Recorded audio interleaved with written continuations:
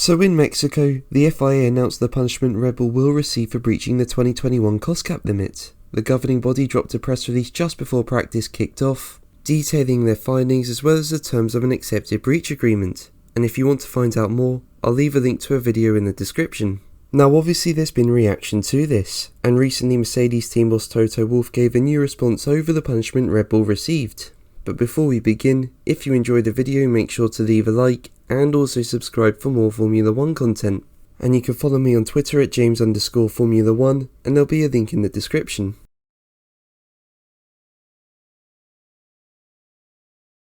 So Red Bull reached an ABA with the FIA after being found to have committed a minor overspend breach of last year's $145 million limit. They came in at $2.2 million over the cap after inaccurately excluding or adjusting a number of costs. Although the FIA acknowledged if a tax credit had been correctly applied, Red Bull would have only been $0.5 million over, resulting in a breach of 0.37%. Now the breach resulted in Red Bull receiving a $7 million fine and a 10% reduction in their wind tunnel time over the next 12 months. And remember, Red Bull were already set to have less time in their wind tunnel than everyone else due to winning the Constructors' title this year. So based on normal allowances, Red Bull would be entitled to 70% of the baseline limit for 2023, which would equate to 224 wind tunnel runs. But with the reduction, it's 63%, equating to 202 runs. That would mean 38 less than the second place team and 54 less than the third.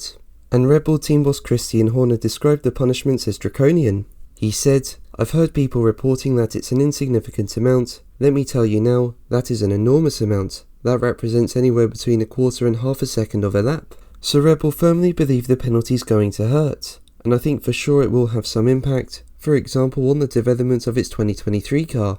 And Horner says Red Bull accepted the penalties as it was of interest to close the book. He added, "The amount of speculation, commenting and sniping that's been going on in the paddock, we felt that it was in everybody's interest, our interest, the FIA's interest, in F1's interest, to say, we close the book and we close the book here and today.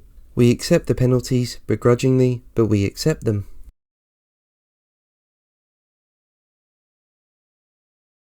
Now there has been reaction to this, and one team that had no sympathy was McLaren, with team principal Andreas Seidel not tuning into Horner's press conference, imagining it would be another fairy tale hour. While he praised the FIA in terms of how they went about the audit process, he added, "It was also clear that from my point of view, that penalty clearly doesn't fit the breach. I just hope moving forward we have stricter penalties in place." Now as we know, Mercedes and Red Bull were caught up in a hugely intense title fight last year, with Max Verstappen beating Lewis Hamilton to the championship, so an overspend on Red Bull's part isn't going to please Mercedes.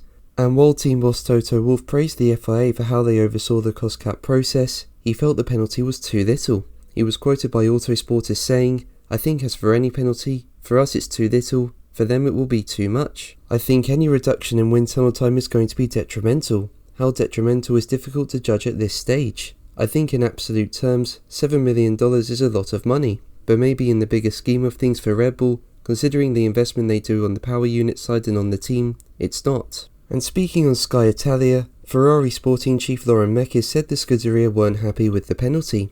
While he praised the FIA for their transparency, he explained that Ferrari didn't feel the aerodynamic testing reduction would make up for the possible gain of the overspend. He added, "Furthermore, there's another problem in that. Since there's no cost cap reduction in the penalty, the basic effect is to push the competitor to spend the money elsewhere. Our concern is that the combination of these two factors means the real effect of the penalty is very limited."